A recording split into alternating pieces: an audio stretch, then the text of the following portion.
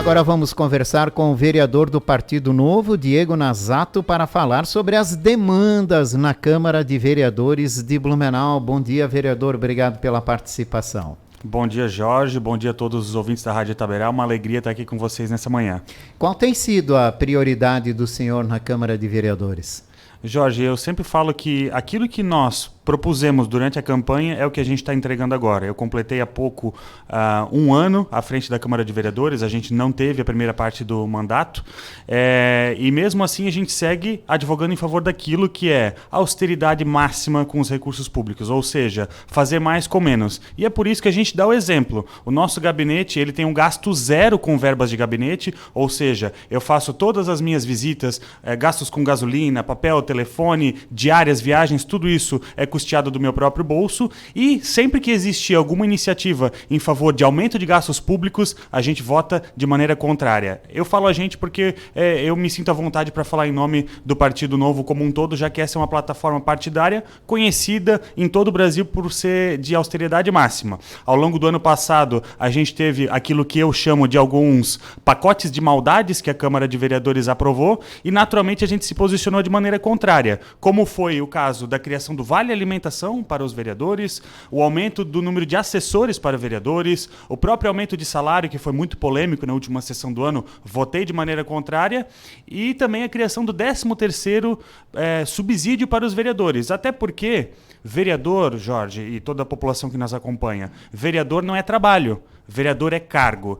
Isso é tão verdadeiro que a remuneração dos vereadores não se chama salário, mas sim subsídio, que é uma ajuda de custo proporcional ao número de sessões que você participa. Então, no meu entendimento, não faz sentido você criar uma 13ª ajuda de custo para os vereadores. É claro que existem algumas pessoas, e talvez até outros políticos, que entendem que é necessário usar uma estrutura mínima para fazer o seu mandato funcionar da melhor forma. E a gente deixa isso a critério de cada cidadão, na hora do voto, definir o que é mais importante. Afinal de contas, no ano passado, a Câmara consumiu cerca de 40 milhões de reais em custeio. O 13º salário é CLT, né? A gente tem que lembrar disso, e vereador não é CLT. Mas, enfim, tem medidas que valem só para a próxima legislatura. 13º salário, aumento de salário, outras já valem já, né? Que é a possibilidade de ter um assessor a mais, o Vale Alimentação. O senhor abriu mão disso? Sim, eu acho que seria uma hipocrisia votar de maneira contrária e acabar gozando desse privilégio. Quando tivemos a oportunidade de votar essa matéria que criou mais um cargo de assessor e criou o Vale Alimentação, eu imediatamente protocolei um memorando junto à mesa diretora dizendo que abriria mão desse recurso de Vale Alimentação. Para minha surpresa, eu recebi a resposta de que eu não poderia recusar o dinheiro, e a Câmara segue depositando o dinheiro em minha conta. E, em seguida, eu faço uma transferência de volta para o caixa da Câmara de Vereadores para não fazer uso do Vale Alimentação. Quanto ao cargo de coordenador político que foi criado, passando a ter diretamente ligados ao vereador 4 cargos, eu também abri mão e entendo que esses 15 novos cargos à disposição da Câmara de Vereadores, com um custo de aproximadamente 1,5 milhão por ano, fariam muita diferença em quaisquer outras áreas da nossa cidade. A gente tem muitas demandas relacionadas à pavimentação de ruas, às vagas em creche, são aproximadamente 1.600 crianças ainda aguardando uma vaga em creche e cerca de 900 ruas que não têm pavimentação. Então esse tipo de demanda chega aos nossos gabinetes todos os dias, e eu acho que a Câmara de Vereadores pode fazer a sua parte enxugando ao máximo a máquina pública. Vereador, isso muito acontece também porque sobra recursos, né? O orçamento da Câmara é muito maior do que o custo da Câmara de Vereadores. Então não está se gastando nada a mais, e isso gera essa facilidade para promover esse tipo de ação. Então, para inibir esse tipo de ação, o que precisa? Reduzir o orçamento do Legislativo na cidade? Sem sombra de dúvidas, esse é o caminho. A nossa Constituição ela define que o recurso utilizado em uma Câmara de Vereadores, ou também na própria Assembleia Legislativa, no Congresso, ele se chama duodécimo, que é um percentual das receitas do município que fica de maneira fixa destinado para as ações da Câmara de Vereadores. Então, seja lá, dependendo da legislação, pode ser de 3%, 5%, em torno disso. Só que com o passar dos anos, a economia cresceu de maneira muito generosa, muito grande, a cidade também cresceu e a arrecadação também subiu. A gente saiu, ao longo dos últimos 30 anos, de uma carga tributária de aproximadamente 20% do PIB para cerca de 40% do PIB, ou seja, a carga tributária aproximadamente dobrou e, naturalmente, muitas das empresas passaram a sonegar menos, porque a formalização dos negócios também subiu. Isso fez com que a arrecadação de impostos no Brasil subisse muito, mas a lei continua distribuindo um percentual fixo para as ações do Poder Legislativo. Então, quando esses legisladores, há cerca de 30 anos atrás, estabeleceram o duodécimo, eles não imaginavam que, em certo momento, a gente teria uma arrecadação tão monstruosa. Então, aquilo que eu defendo para a Câmara de Vereadores de Blumenau, e, na verdade, todas as câmaras do Brasil, é uma redução do valor destinado do duodécimo para os custeios das suas operações. Aqui em Blumenau a gente pode sim fazer essa redução, só que acaba sendo um assunto um pouco polêmico porque mexe com os ânimos da maioria dos vereadores. Tem que surgir dali, né, da mesa diretora. Como é que o senhor acompanha as recentes reclamações e discussões envolvendo abastecimento de água aqui no município de Blumenau? Tem sido o grande problema desse início de ano aqui na cidade, né? E na visão do senhor, de que forma é possível avançar nesse sentido? O abastecimento de água, e nesse caso eu englobo as questões relacionadas à falta dele ou à falta de manutenção da rede de distribuição de água, já que a gente encontra muitos vazamentos, outros buracos ocasionados por manutenção do SAMAI que não são fechados. Todos esses temas têm castigado a nossa população ao longo dos últimos meses e eu recebo diariamente várias mensagens em torno desse tema. O que aconteceu, Jorge, é o que todo mundo já sabe. São décadas em que o SAMAI foi simplesmente utilizado e não recebeu os recursos que deveria do ponto de vista estruturante. Então as nossas redes, elas são redes antigas, a nossa própria ETA 2, que é responsável por 70% do fornecimento de água da cidade, ela tem cerca de 50 anos sem uma grande reforma ou ampliação. Isso significa que a gente levou o nosso sistema de água da cidade até o limite. E depois que a gente teve no começo do ano alguns casos relacionados a contratos emergenciais de manutenção da rede sendo interrompidos pelo Ministério Público, a gente tem, só para que a população entenda, empresas terceirizadas fazendo a manutenção da rede do SAMAI. E daí o contrato venceu, foi feito um contrato emergencial e depois ele foi renovado de maneira emergencial e depois ele foi renovado de novo de maneira emergencial. E no meu ponto de vista, de maneira acertada, o Ministério Público ele interveio e exigiu que fosse feita uma licitação. E enquanto esse processo ocorria, que é um pouco burocrático, a licitação, não teve manutenção na rede. É por isso que a gente teve tantos vazamentos acumulados na cidade, principalmente em janeiro, que chegaram a trazer cerca de 50%, Jorge, escuta só, 50% de perdas, ou seja, metade da água produzida em Blumenau vazou em janeiro. E isso é muito grave. Isso significa que a gente deveria ter mais uma ETA 2 se quiséssemos garantir 100% de fornecimento de água nos moldes da ETA atual. Agora, como que a gente soluciona isso? Primeiro, tendo pessoas técnicas e valorizando os profissionais do SAMAI em caráter técnico dentro das posições estratégicas dessa autarquia e sempre que for possível, é algo que eu defendo, é a participação de recursos do mercado de capitais, investimentos externos e outras empresas especializadas em saneamento básico fazendo os aportes aqui. Hoje o SAMAI é uma autarquia municipal, mas com o novo marco legal do saneamento, aprovado ainda durante o governo de Jair Bolsonaro, foi criado todo um arcabouço jurídico que facilita a entrada de empresas para investir nesse segmento. Isso significa que aqui em Blumenau, se for necessário fazer investimentos pesados em saneamento básico, o que eu acredito que realmente é necessário que seja feito, existe a possibilidade de trazer empresas para explorarem esse serviço. Bom, vamos voltar lá à questão jurídica que é mais importante, né?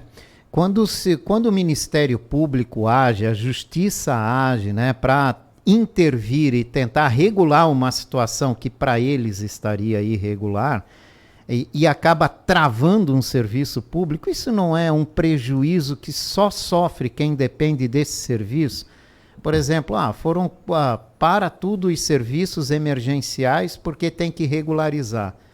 E quem sofreu, né? A consequência vem para quem não tem nada a ver com isso, que é a população. Sim, né? mas é importante a gente esclarecer uma coisa, Jorge. Não é possível fazer isso paralelo?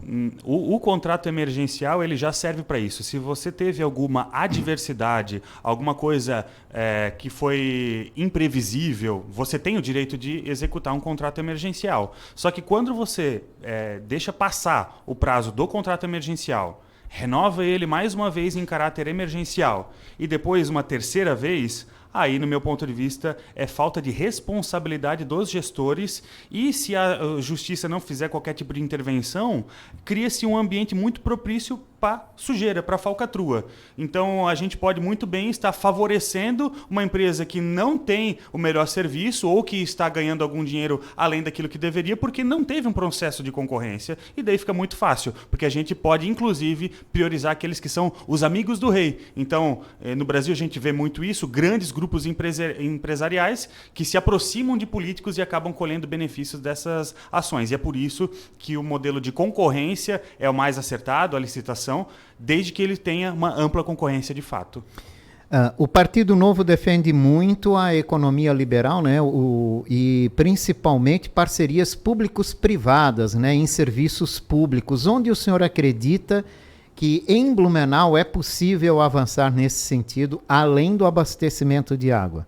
Muito bem, Jorge, agradeço por fazer essa pergunta, até porque as parcerias público-privadas, elas ainda têm muito espaço para crescerem em todo o Brasil. Em Blumenau a gente já tem avançado nesse sentido e a grande vantagem dessa parceria significa que o poder público, que via de regra é um pouco mais pesado e burocrático e caro, ele sai fora e deixa com que empresários da cidade ou de fora dela explorem serviços diversos na cidade. Isso significa que vão existir inúmeras vantagens nessa modalidade, até porque o gestor público ele não consegue dominar todos os assuntos ao mesmo tempo. E quando ele deixa algumas coisas de lado e foca sua energia naquilo que é essencial, ele vai fazer muito melhor, até porque ele consegue se especializar mais e colocar mais dinheiro nisso. Eu posso citar alguns exemplos que deram certo aqui em Blumenau, como, por exemplo, a concessão de algumas praças no centro histórico da cidade. A gente tem o entorno da prefeitura, que recebeu equipamentos gastronômicos e turísticos e foi totalmente revitalizado com investimentos privados, ou seja, não tem dinheiro público diretamente relacionado ali.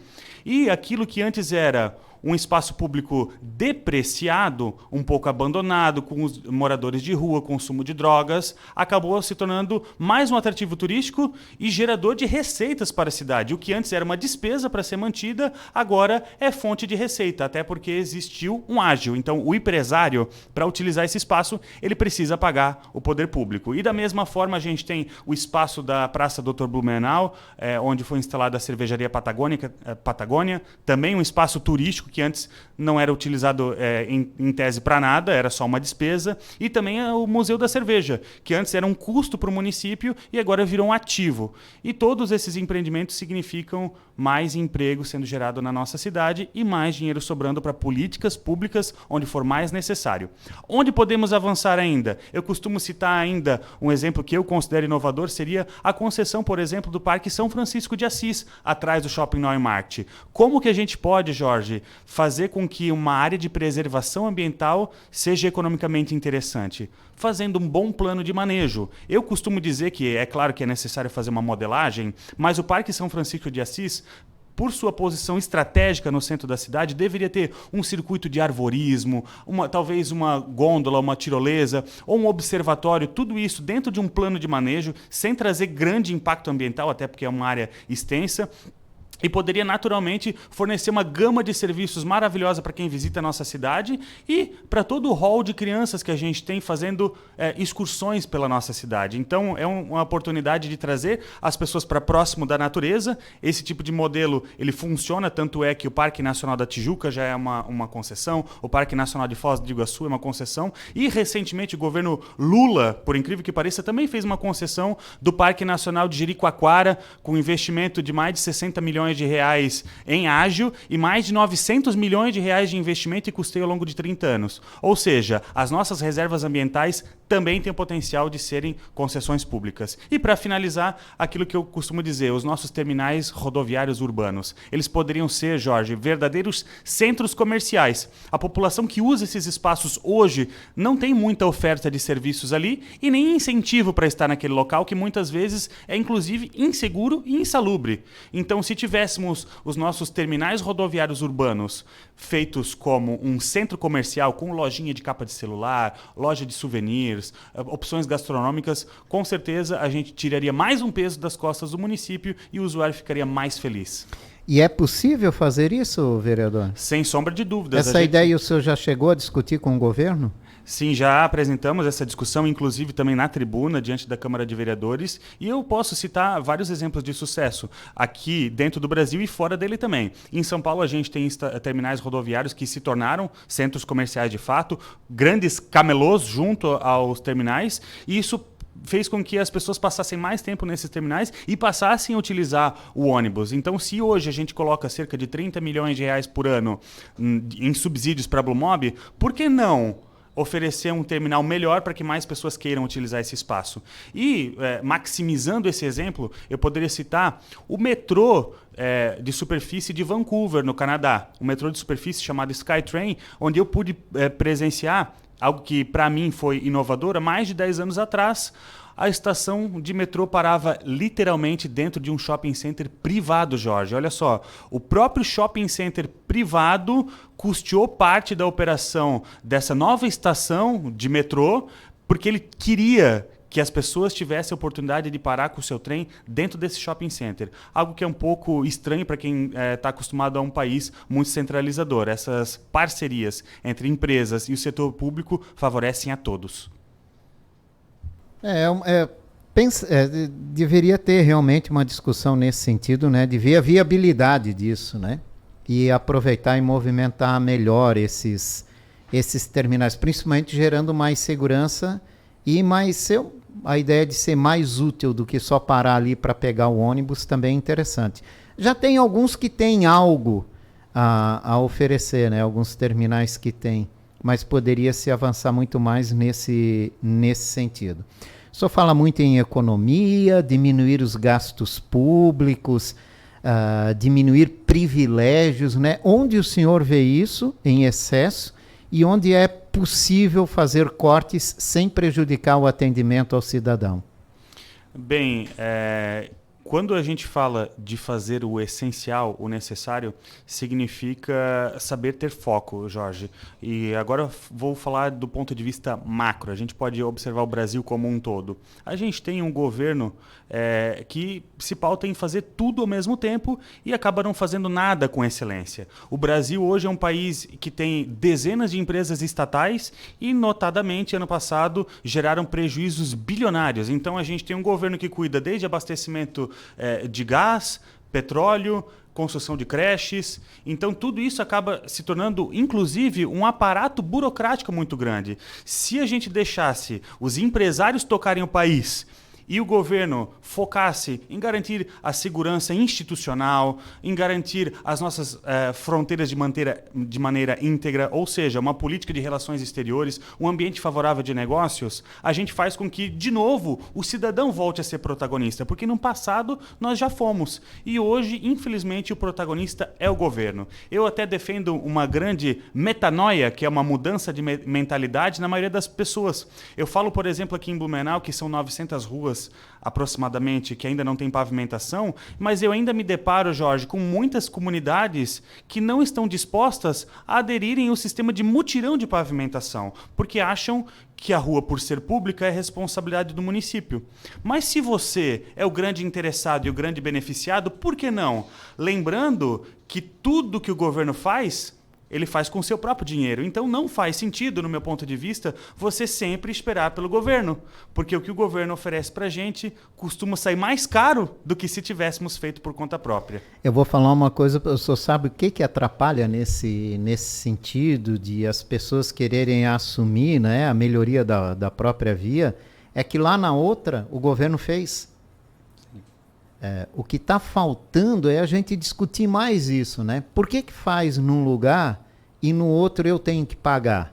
Sim, Eu concordo com esse ponto de vista e eu gostaria, inclusive, de compartilhar... Isso trava muitos avanços. Né? Uma discussão que eu tive ao longo do ano passado, ferrenha, diz respeito às calçadas da cidade, porque a nossa lei municipal... É outro problema nesse sentido. A nossa lei municipal, ela diz que a calçada ela deve ser construída e mantida pelo morador. E daí o que a gente vê? O matagal tomando conta de várias regiões da cidade, porque existem moradores que não têm o capricho e o zelo para deixar sua calçada em ordem.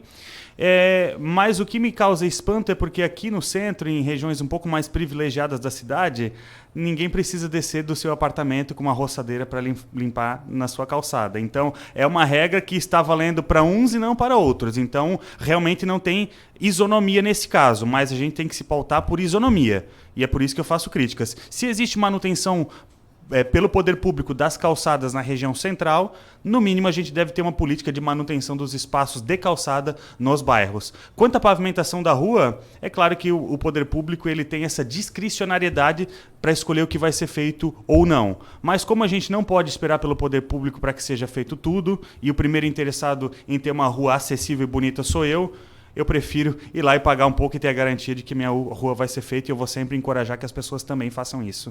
Outra discussão polêmica nesse início de ano foi a questão da vacinação, obrigatoriedade ou não da vacinação contra a Covid para os alunos de escola pública aqui na rede municipal. Né? Prefeituras Brasil afora foram fazendo decretos e agora, recentemente, o STF derrubou todos os decretos e mantém obrigatoriedade da vacina contra a Covid para matrículas nas escolas públicas. Qual é a opinião do senhor?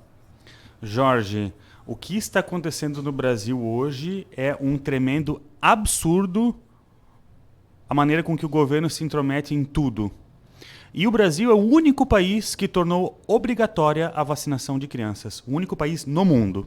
E agora eu vou falar para todos os públicos que possam estar defendendo a vacinação compulsória. Você acha mesmo, cidadão, que o governo deve mandar mais na sua família do que você mesmo? Hoje eles estão obrigando você a tomar uma vacina que talvez você defenda, mas e se no futuro eles obrigarem você a fazer qualquer outra coisa? Por que o governo tem mais legitimidade do que um pai e uma mãe? Lembrando que o governo é composto por pessoas que também estão sujeitas a errar. E eu vou além, Jorge. A incidência de casos graves de Covid e óbitos em crianças é virtualmente zero. São pouquíssimos casos em que a Covid trouxe grandes prejuízos a crianças. Pouquíssimos mesmo.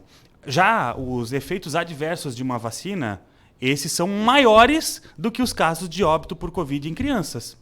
E eu gostaria, inclusive, de frisar que eu acredito que a vacina faz bem. Eu me vacinei durante a pandemia, eu encorajei que os meus pais e meus familiares se vacinassem, mas eu sou contra a obrigatoriedade da vacina. Por que a gente tem que tomar todas as decisões?